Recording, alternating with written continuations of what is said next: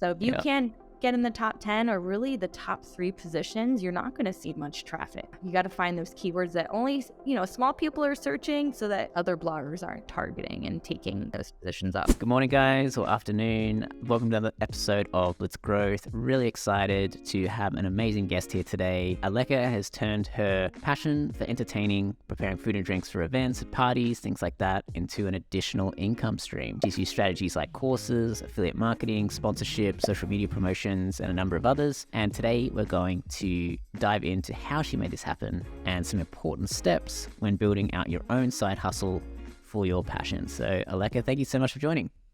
Hi, thank you so much for having me. It's a pleasure to be here. Of course. And starting out, I would love to just ask the question I always ask, when you're introducing yourself, and this is actually a very, very relevant question for you. When you're introducing yourself at a party or an event, how do you kind of introduce yourself and explain what you do to someone you've never met before? I knew that's where you were going. Yeah, that's a very tough thing to explain to others, as I'm sure you can understand, and a lot of your listeners as well. There's a lot of different titles that I've played around with in the past, from blogger, straight up, boring blogger, to entrepreneur, to content creator, to just creator, to influencer, to website owner, to all of everything in between. It's kind of hard to put one label on all those different tasks because we do so much as creators and entrepreneurs. It's like, well, I'm an accountant as well, and I'm a photographer and a videographer. Oh, and I edit my own videos. Oh, and I do my own SEO, and I do this. It's like there's so many things involved, and it's hard to put one title. So I like to I'm gearing towards entrepreneur, but then I shortly follow with a brief explanation of what I do so that, when people don't ask more questions, they're kind of bored. So I try to keep them, explain to them as best as I can. Yeah. No, it is true. You wear a lot of hats, especially when getting started, when you don't have any help. There's so many different things you have to do, but we're hopefully today going to break it down and not scare too many people off about starting their own website or blog or social media channel. The next question is, how did you kind of get started with the idea? So I know there's a lot of food content creators, but you kind of went a little bit more niche and kind of really narrowed in on kind of like drinks and food preparation for entertainment. How come you went down that path? Where did you come up with that idea? Yeah.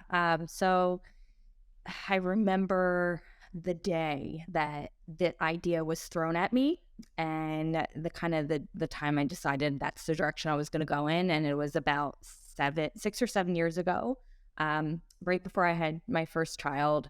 I was a middle school math teacher for 5 years at the time, and I was very bored. I was happy, I was complacent, comfortable, but bored. And math is math. It's black and white. It's not creative.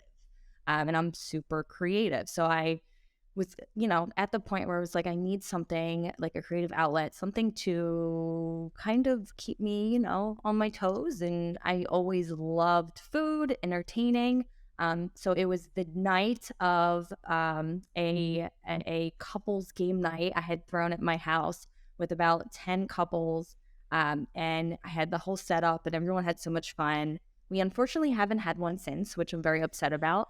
But one of my friends had said, Aleka, you need to start a blog. This is amazing. And I said, okay, what the heck is a blog? I have no idea. I don't follow blogs. I feel like blogs are so 2005. They weren't, nobody here. If you don't, nowadays, I feel like they're much more common. But, 6, 7, 8, 10 years ago, it's like nobody really heard of that. So I was like, okay, this is something I guess I can look into. I'm at the point in my life where a teaching income was not really cutting it for me. I'm a go-getter. I'm somebody who doesn't like being capped out at salary-wise.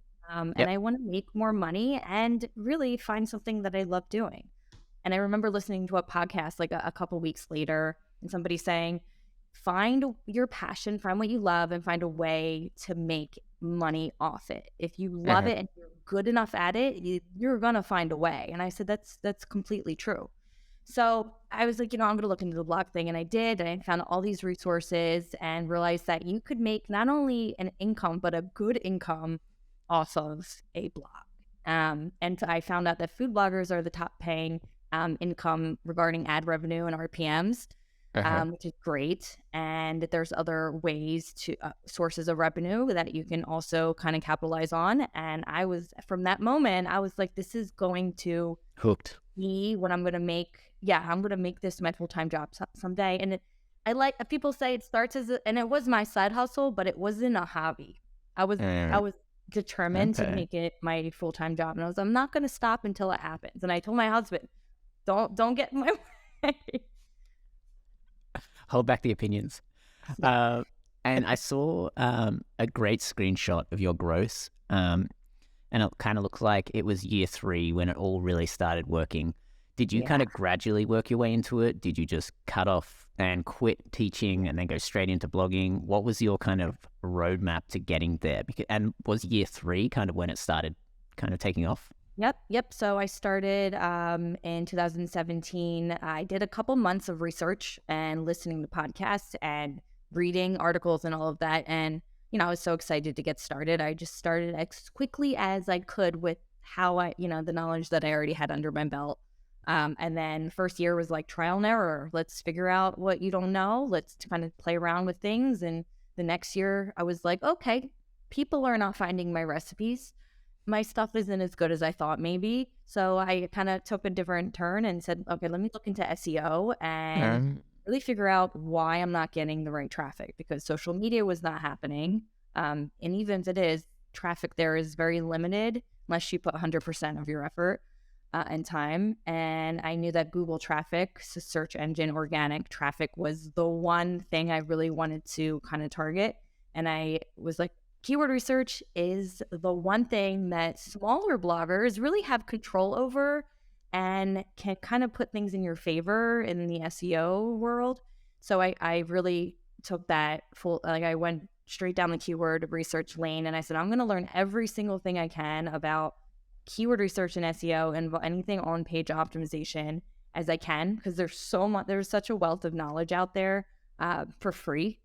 And I realized that, okay, this is working, because a couple months after applying some strategies, I started to see a little bit of growth. And then within 4 or 5 months, my traffic was able to get me to ad level revenue. So I applied to AdThrive, Mediavine at the time, and started making money. And I was like, I told you I could make money up to all my we're friends. there. I told you could make money up. So at that point, I was super motivated and kept doing what I was doing, and Uh-huh. just kept seeing more and more growth from there. So yeah, about 3 years in, I was still teaching the whole time. So I would work on my lunch break secretly, and then I would come home, and then I would work a little bit more after dinner. Then I would work on the weekends, and it was a lot of extra time spent in some arguments, but it was worth it. So yeah, I taught for another 5 years until I was finally able to resign. That's amazing. And that's really cool because I feel like a lot of people skip over the SEO/keyword because it seems Yeah. very technical, but I feel like it's probably down your lane if you're coming from a mathematical background because it is very methodical, Mhm. how SEO kind of works. Okay. And I take it that's your main source of like traffic and Yeah. income and that sort of stuff. Were there any other strategies you tried or maybe didn't work out as well? Yeah. So yes, it is my main stream of traffic and income. I tried affiliate marketing. I still do affiliate marketing. That's Amazon was the first dollar I made. Took over a year to get there, but I made it. And then I tried. I also do not. I try. I also dipped my toes into working with brands and working on sponsored posts Uh-huh. with to promote certain products. And did a little bit of my first year. Definitely undervalued my work and try. I was like, whatever you give me, I'll take a free product. And now that's, yes, my second best, I would say, income stream, working Nice. with brands. So yeah. Great. No, it's really cool that Mhm.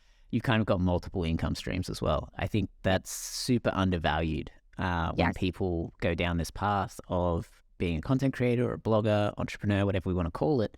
When you're at a salary Yeah. job, you've only got one income. Yep. Whereas, so you've got all your eggs in one basket. Whereas when you've got a blog and you've got an audience, you can monetize in so many different other ways. So Yeah. it sounds like you've got one, your course revenue, then your Oh, affiliate yes, revenue, of course. which is kind of like the banner ads and Amazon. I would say Amazon's probably the easiest one to start.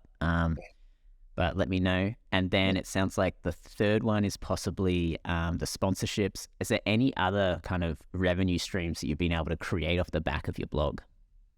Let me think. Other than affiliate ads and sponsored posts, not that I can think of at the moment. I have worked as a VA for other bloggers in the past, kind of used Mm. my knowledge to help other. This is when I was still growing. I worked with a lot of bigger bloggers to help, type up content for them and optimize. So that's another, working as an assistant is super helpful. And then you are recommended you can charge, your own rates and work on your own time. So that was also nice to kind of supplement those costs that I was putting into my blog at the time when I wasn't really seeing a return. Mm. Interesting. And what sort of Yeah. costs does entail setting up a blog and setting this all up? Yeah. So, I mean, an actual buying it, your domain name is super cheap. It's not, not a big expense. Neither is really buying a theme once you have, everything set up and your WordPress is set up and you have a theme. It's really super simple. The cost comes in when you start paying for like plugins that, are a couple $100 a year. And then, the keyword research tools, which are now a couple $100 a month, which is, something that is definitely an investment, not something that, is to be taken lightly or just to be, just to pay for, just kind of use on, a monthly basis. I use that every day. And it's funny because like if you don't put money into these tools, you're not going to see any growth. And you can use free tools, but it's only going to help, a small amount. And you're not really going to see much quick growth if you don't put that money in. So I would say the plugins, if you want to pay for somebody to audit your site, which I've done in the past, and I've put money into paying for people to take photos when I didn't have time because I'm working on my course. So things like that over time, it adds up. Yeah. Yeah. Well, you can. Groceries. My Yeah. grocery list is crazy. Your camera to take food photos, it's like, oh my goodness.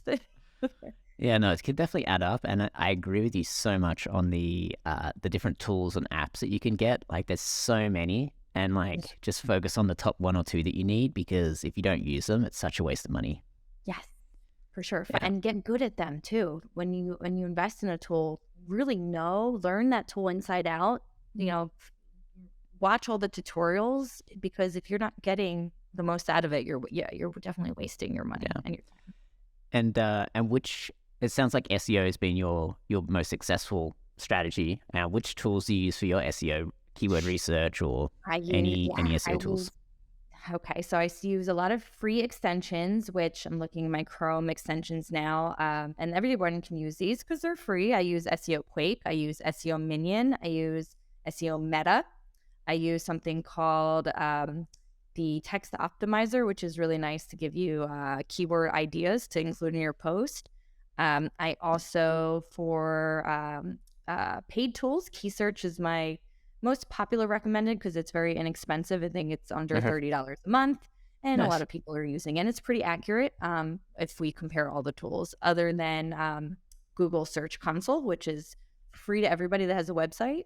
It's just, I feel like, is not as user friendly as Key Search. It's a little bit more kind of hard to navigate and confusing where to find yourself in the rankings if you've ever used it. It's very, very approximate estimations. And then the most of the money goes towards Ahrefs, which is over $100 a month, so $200 a month too. But it really helps you not only find good keywords to target, but to analyze and track your rankings, which is the biggest part of optimizing for organic search.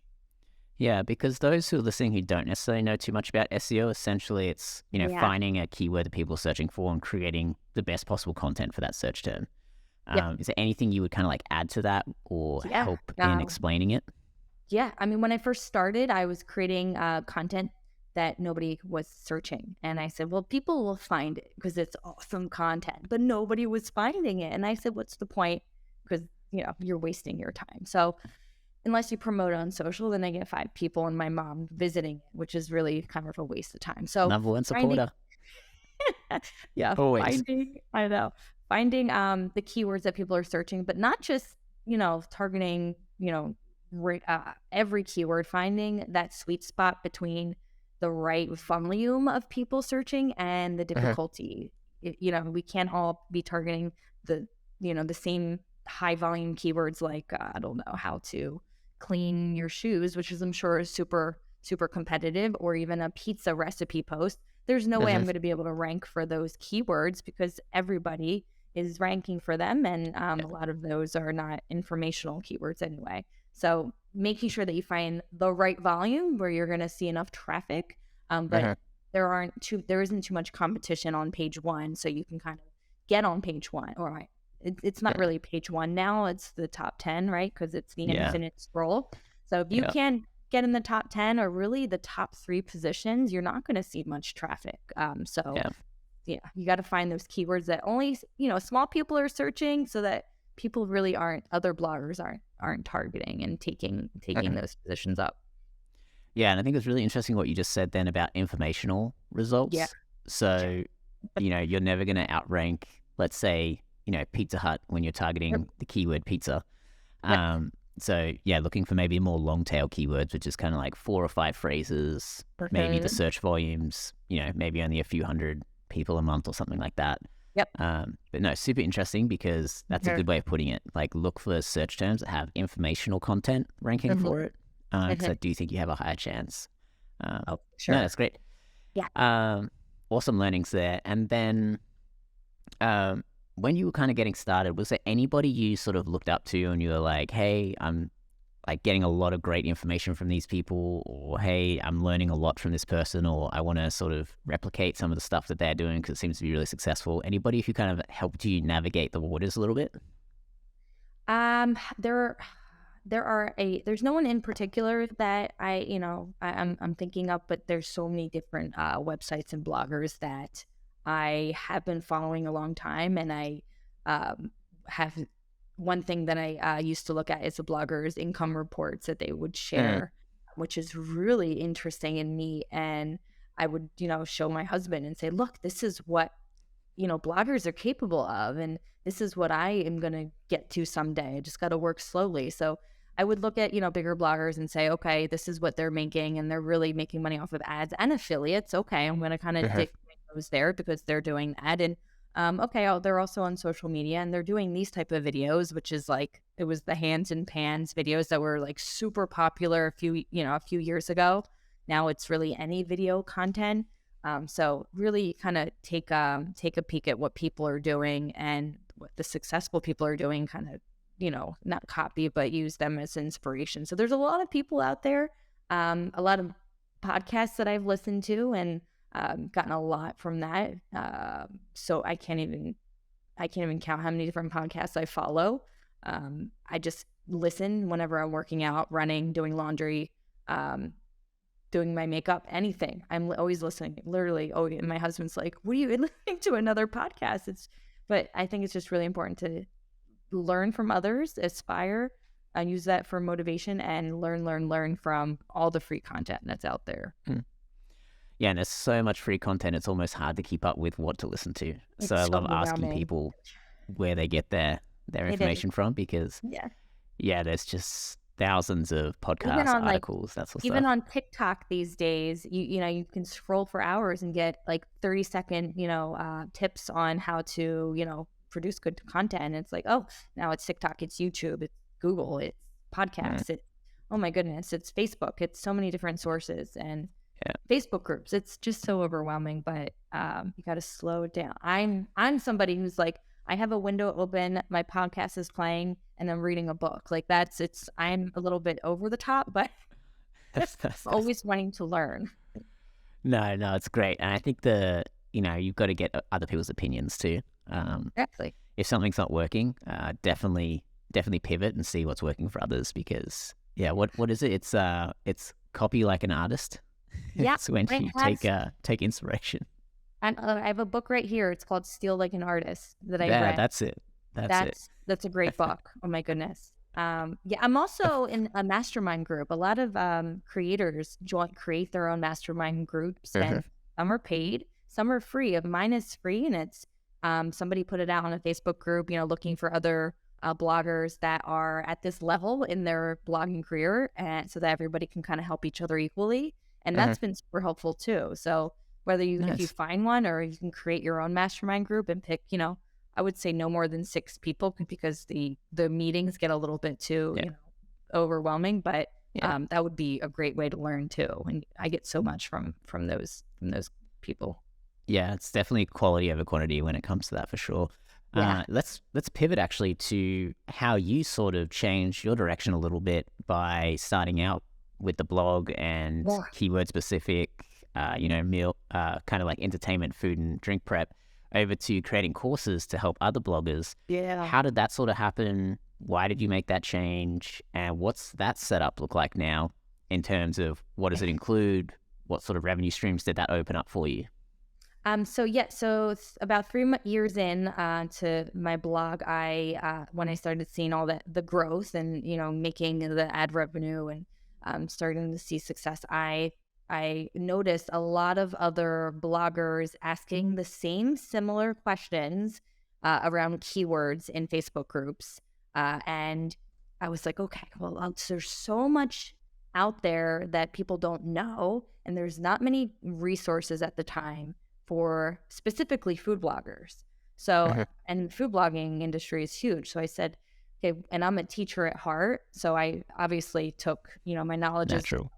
yeah, that I learned from my blog, and then SEO, and then keywords, and was like, I'm going to create a course, online course, which are super popular now, and try to promote it and help all of these other food bloggers that seem to be kind of lost in the keyword research world. So I created that. It took me, oh goodness, it took me probably over 6 months with teaching and working on it at night. The Uh-huh. lighting was terrible at first, because I was working like 8 o'clock at night, 9 o'clock at night, and eventually finished it, launched it, and uh, started to try to promote it as best as I could. A Uh-huh. couple other people helped me promote that are SEOs in the food blogging industry, which was super helpful as well. And then it started to grow very quickly. And then everyone started to talk about it. And it was like, oh, goodness. A lot of people are saying that it's very cheap, not cheap, but they're saying it's not expensive. And I said, oh, boy, that means I have to raise the price for the wealth of knowledge that I was providing. So eventually I figured things out when I started to see, because I'm not, at first, you're not very confident. You release something, Uh, you're like, I hope it's good. I really just want to help people. I don't want to steal people's money. Because if you do that, people see right through you. You want to provide yeah. as much help as possible. So I was always like kind of undervaluing things, and eventually started to find that sweet spot, cost that people thought was worth it, and not Mhm. overcharging people. And then, the last 2 years have definitely made more than I thought I would ever make off of an online course. Um, and now spending more time on the course, updating it, my email list, sending out weekly emails with new tips, and coaching as well on the side. So that's Nice. Well, that's yeah. another income stream that we didn't talk about. Oh, Um, oh, there you go. coaching. Yeah. Okay, that's awesome. And then in terms of creating your course, I saw you using kind of like Teachable, which helps you kind of build it all.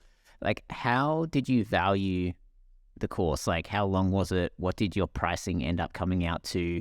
How did you sort of understand the value that you were providing and figure out how much you should charge? Or was it just from Yeah. feedback? What's the kind of course Um, length and pricing and that I sort of know, sort good of thing? question. It's so hard to start with the price. I based it off of other courses I have taken. Uh-huh. A couple I've taken were over $400. A couple were, less than 150. I thought mine was valuable, but at the same time, I wanted more kind of testimonial behind it to before I grew that price. So I think I started at like I don't know, it was like 175 125 at first, if that, Mhm. 125. And, when I started hearing those comments, I said, and started getting good feedback and a lot of people recommending it, I eventually, I think after 6 months, I increased it by, $30, $40. And then did another price increase later that year. And then I stuck there for a little while. Then I think I did a last price increase, always by like $30, $40. Nothing that's like, whoa, what? It used to be this. Why did it increase so much? And then it's been stationary at, is it 325 now, I believe, for my main course. Uh-huh. I have been playing around with different costs for coaching, which has kind of gone up and down. I used to charge, $99 for an hour, and then I charged $200 for an hour. And I realized that an hour was not enough time, and a lot of people were wanting to get more. So Mhm. then I kind of stuck at $395 for 2 hours is what my pricing is right now. And any less than that, it's funny. Any less than that, I'm getting almost too many clients, and it's Mhm.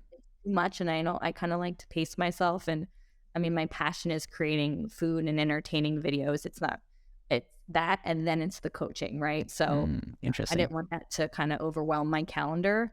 So I found the price where I get just enough coaching where I can Mhm. kind of do both, and No, it's great to have a balance. And I think, yeah, yeah, you've done well by slowly adjusting your pricing because I think, you should adjust it as you also start getting feedback. I know a lot of yeah, people go back and they update their courses based off what people liked in there or didn't like. So, okay, that also justifies a pricing change. yeah. And then in terms of where you're getting all of your kind of course attendees from, are you still using SEO for that, or are you sort of using word of mouth? How do you feel like people are finding your course? First, it was word of mouth, and then, like I said, an SEO in the food blogging industry had linked to my course in his like audit review, which a lot of bloggers usually follow his review very strictly, and really uh, take any recommended courses that he offers. And Mm, I was very grateful for that. And after that, I have been doing, promoting on podcasts, or I know there's a Food Blogger Pro website that is big in the food blogging world, and they also have promoted my course as well. I've been to the Tastemaker conference, which is all food nice. bloggers, and I spoke at that about keyword research and helped promote my course there. Wow. And what else? Really, and then obviously I try to rank for, I mean, I'm in the process of writing a post for keyword research for food bloggers, so I could try to rank for that. But it's funny, that's like the last thing that I have been focusing on. It's more so word of mouth, to be honest. Yeah. That's mostly, yeah. Yeah, well, I also feel similar with that. There's so many courses, so when someone recommends what you want personally, it's usually a little bit more meaningful. So I do Oh, think the for word of mouth sure. is For probably sure. still the strongest And then form of. yeah, yeah, 100%. You're gonna trust your blogging friend over me telling you to buy my course, right? Yeah. And then I offer an affiliate percentage. So I have an affiliate program which Teachable makes it super easy, Uh-huh. and that motivates people to want to help you out and help themselves out as well. So I Got it. offer 20%. So that's a lot of people. So I think I had a blogger make over 7,000 last year just from an affiliate. Just created a post just on that, which was really nice. Well, yeah, it's kind of like passing it on to the next blogger, really. Yeah, It's like you exactly. start out trying to promote other people's products or services or courses to make your revenue. And then you end up making the course where the next round of bloggers then start promoting to I make their know. revenue. Yep. Circle of life in the blogging world. I Um, know. okay, so this has been super helpful. I'm sure everybody listening is going to get a lot of information about this and go and start trying to do keyword research immediately. But Aleka, can you give us anything that you're currently working on? How can we find out more about either your blog or your courses? Where can we learn more about you? Yeah. So on keyword you can follow me on alekasgettogether.com.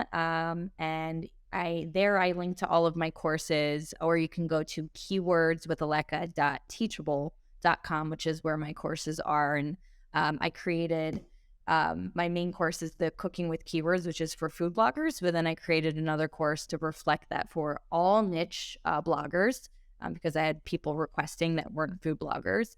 And then I have a course on analyzing and tracking, which again is for all bloggers. Really, after you master keyword research, you can't just let everything hang out in the Google sphere. You have to find it, track it, and see what needs proper updates and what content is just really not making the cut. And then I have my Ahrefs course, which is basically me showing you how to use Ahrefs in a friendlier way, because it can be super intimidating. And There's then a lot of things in there. I'm releasing more courses as the years go on, but pacing myself because updating it is my priority. So I, as to keep up with all the algorithm changes and recommended tips, I have to kind of keep on top of those modules too. So, and you can join my mailing list too if you'd like on that website. Yeah, we're gonna link to all of that. But super impressive about how many courses you've got and how you kind of niche down on so many of them. And literally created courses around stuff that you were learning and using, which is always very clever. And I love Cooking with Keywords. That's a great name for it. Oh, thanks.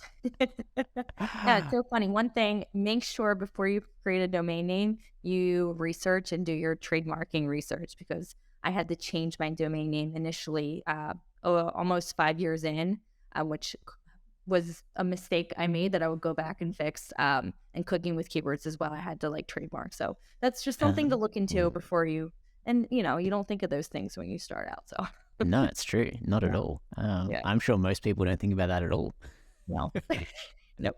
You learn too late. Yeah, always. All right. Well, super nice having you on the podcast. I think everybody got a lot of value from that. In the comments, let us know if you liked the episode. What was your biggest takeaway? Really appreciate that feedback. And Aleka, thank you so much for joining. Really appreciate your time and have a fantastic rest of the day. Thank you for having me.